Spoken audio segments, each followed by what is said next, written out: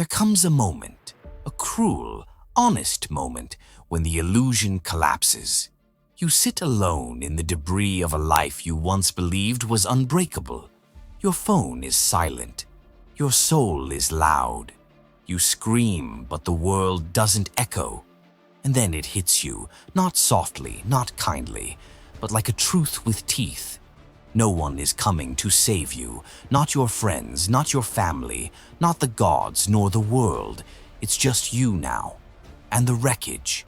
And in that instant, when every hand has withdrawn, every promise dissolved, and every comfort has turned to ash, a whisper rises from the ancient past, a whisper from men who have walked through fire and refused to burn.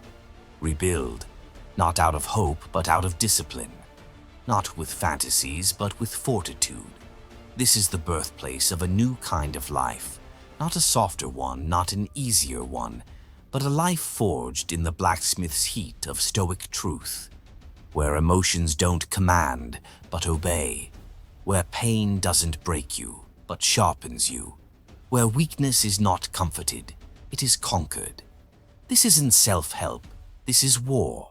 War with the parts of you that allowed the collapse. And it starts now. If you're ready to stop bleeding and start building, if you're ready to dig your fingers into the soil of your own soul and plant something unshakable, then you must watch this entire video without skipping a second. Because this isn't just another list of rules. This is the resurrection of the real you, the one you buried under excuses, heartbreak, and noise. And if you're truly serious about reclaiming your strength, click that subscribe button now. This channel is not for the faint-hearted. It's for those who crave transformation through truth.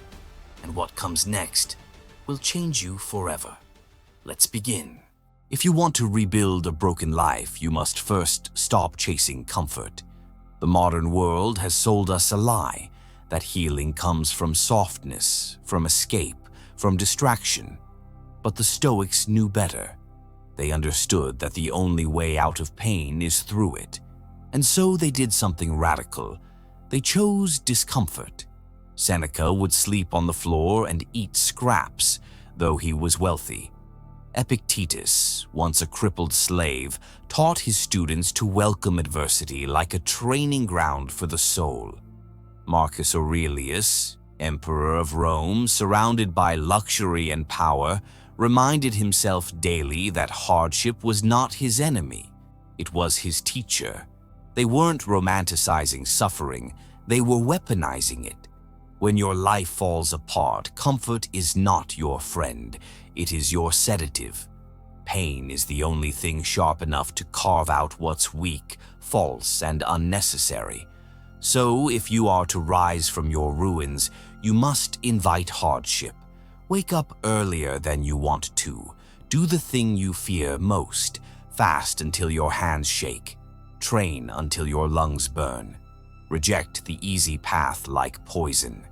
Because each voluntary hardship is a small rebellion against the part of you that wants to stay broken. The pain you embrace willingly becomes power in your hands. The pain you avoid becomes chains around your neck. This isn't a metaphor. This is how you bend reality. You reforge your shattered identity not by waiting for time to heal you, but by attacking the wound with intention. The Stoic does not wait for motivation. He moves, he acts, he suffers not because he is broken, but because he is becoming something unbreakable. And this rule, embracing voluntary hardship, is not just the foundation of a rebuilt life, it is the crucible where character is born. It strips away the illusions we've built, that the world owes us gentleness, that we deserve ease, that healing should be painless. Healing is savage, growth is violent, resilience is forged in the fire of daily, deliberate suffering. And once you stop fearing discomfort, you become something terrifying to the world, a person who cannot be manipulated by pleasure nor destroyed by pain. That is the first step. That is the first truth. You are not here to escape hardship. You are here to choose it. So from this moment on, we make a vow. No more hiding behind false comforts. No more begging life to be easier. From now on, we lean in. Because when you start embracing hardship, when you make suffering your sparring partner, you will find something the weak never will. A mind that cannot be broken, and a soul that refuses to kneel. And just when you think this is as far as the Stoic path goes, it gets darker. In the next chapter, we go even deeper, into the most dangerous battlefield of all, your emotions. You think hardship is the enemy? Wait until you meet the traitor that lives inside you. So don't stop here. Subscribe now and stay with me, because the next rule reveals the hidden war that's been destroying you from within and what to do about it. There is a war far more brutal than any you'll fight in the world outside. It's the war that begins in silence, in solitude, when the lights are off and the voices in your head begin to whisper. Regret, shame, guilt, rage. The storm within you does not knock, it invades. And most people, they surrender.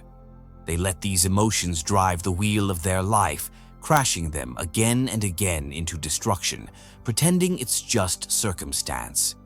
But the Stoics, no, the Stoics declared war on their inner chaos. They understood that the greatest victory is not over others, it is over yourself. Marcus Aurelius wrote, "You have power over your mind, not outside events. Realize this, and you will find strength." This wasn't a motivational quote, it was a battle cry. If you cannot master your emotions, you are a slave to them. Anger will make you destroy what you love. Fear will make you shrink from what matters. Envy will rot your soul from the inside out. The Stoic does not suppress these emotions. He disciplines them. He stares them down like a commander before war. He names them, understands them, and decides whether they deserve a seat at the table. That is true control, not the absence of emotion, but the refusal to be ruled by it. And here's the truth most won't tell you. Your emotions are not facts. They are not reality. They are weather. A storm can be violent, terrifying, paralyzing, but storms pass. The untrained mind believes every flash of lightning and every scream of thunder. But the trained Stoic stands still in the center, grounded, unmoved, aware that he is not the storm. He is the sky that holds it. This rule, this mastery of your inner world, is what separates the strong from the scattered. Emotional chaos is the first sign of a life out of alignment. And if you feel broken, if you keep returning to the same cycles of collapse, it's because you haven't yet wrestled your emotions to the ground and made them submit to your will. That fight is not poetic, it's ugly. You cry, you scream, you shake. But you never let go of the sword. You breathe through the rage. You sit with the fear. You unmask the sadness.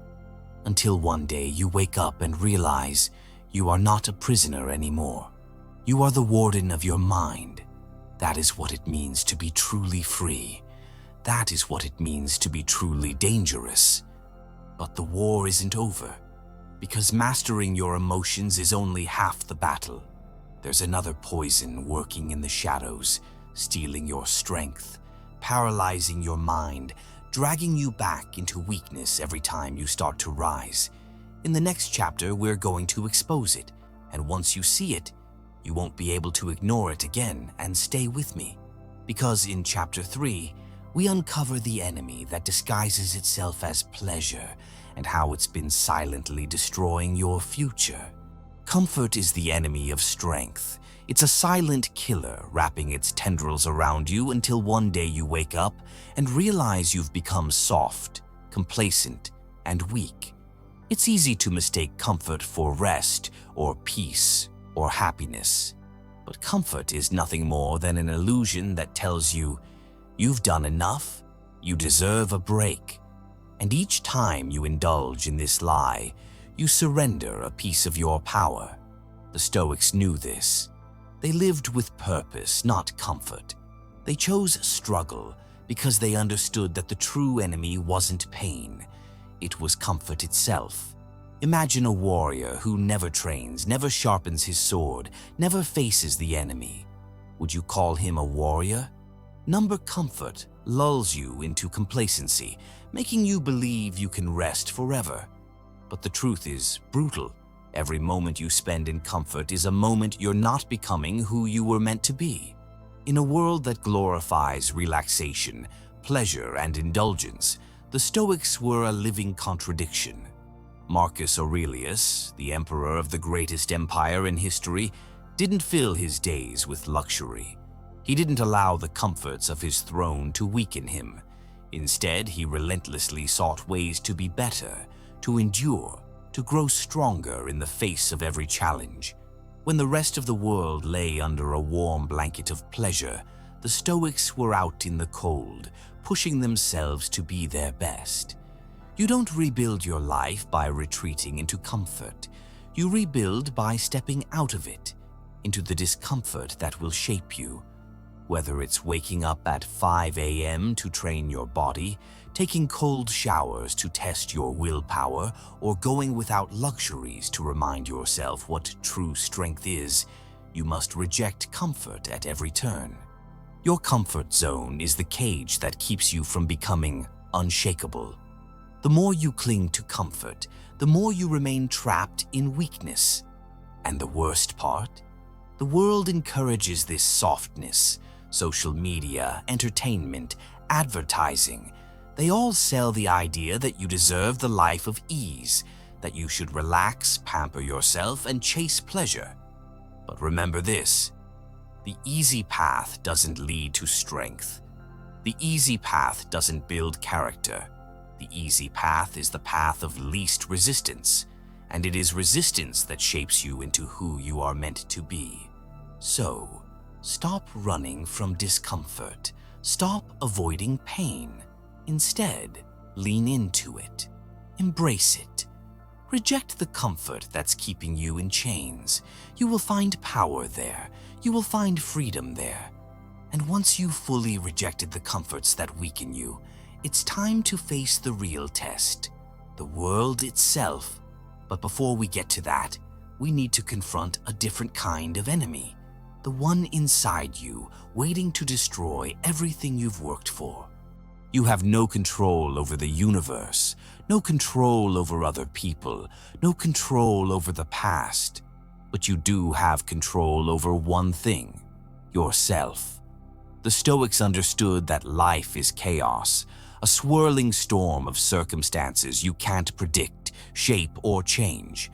The only thing you can control is how you respond, and that is where your power lies. Stop fighting the wind. Stop trying to hold back the tide.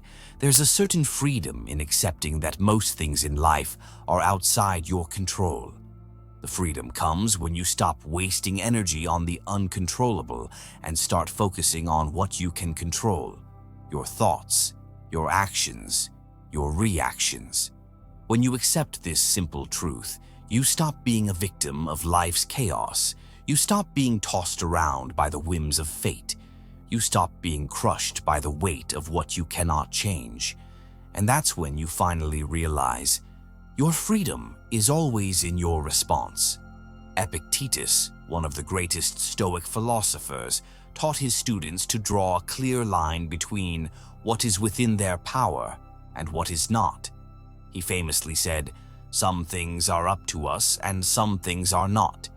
You can't control how people treat you. You can't control the outcomes of your efforts. You can't control the mistakes of your past, but you can control your response. You can control how you carry yourself through hardship, how you maintain composure in the face of adversity, how you choose to turn every setback into fuel for growth. The Stoic doesn't waste time fighting the inevitable. Instead, he bends with the wind, using it to propel him forward. The Stoic doesn't curse fate. He adapts, he thrives, and most importantly, he refuses to be defeated by the uncontrollable. So, what does this mean for you? It means you must let go of the things that are beyond your grasp. Stop obsessing over the past, over things you can't change. Stop trying to control other people, their actions, their opinions. They are not yours to command. The sooner you accept this, the sooner you free yourself from the tyranny of external circumstances. And once you've mastered this, you'll realize there's only one thing left to conquer: the final rule. But we're not done yet, because in the next chapter we'll reveal the most powerful weapon in your arsenal for mastering life's chaos. Stay with me, and don't forget to subscribe to continue on this path of transformation. This is the final rule, the one that will redefine everything you believe about strength. It's the hardest to master, but if you do, nothing can stop you. Once you have mastered hardship, controlled your emotions, rejected comfort, and accepted the uncontrollable, you become something dangerous, an unshakable force of will. Imagine that. No matter what life throws at you, you will not bend. No matter how harsh the storm, you will stand tall, grounded in your purpose. No matter how many times you fail, you will rise again, harder and stronger. This is the essence of Stoic resilience, the refusal to be crushed by adversity, the ability to look at the world's chaos and say, "I will not be moved." Marcus Aurelius, the philosopher king, taught that the true strength lies in inner resolve, not external power. He believed that no matter how much the world tried to break him, it could never touch his will. And that is the greatest power you can possess, the power of an unshakable, disciplined, and determined will. It's the will that carries you when your body is tired, the will that keeps you going when the world tells you to give up. It is the silent, relentless force that pushes you beyond your limits, and it is the thing that separates the extraordinary from the ordinary. This is what makes you unstoppable. This is what makes you a Stoic. And here's the most terrifying part. Once you harness this power, once you become this force of will, the world will begin to test you like never before, but you will be ready. You will be unstoppable. So embrace this last rule, let it sink into your soul, and go forward with the knowledge that you are not just surviving, you are becoming immovable. Now, if you've followed this journey and you're ready to take on the world, you need to stay tuned. There's more to this path than just these 5 rules. In fact, the next video will show you how to make these Stoic principles work for you every single day. Subscribe now, because this journey is far from over. The world is waiting for you to rise. Let's make it happen.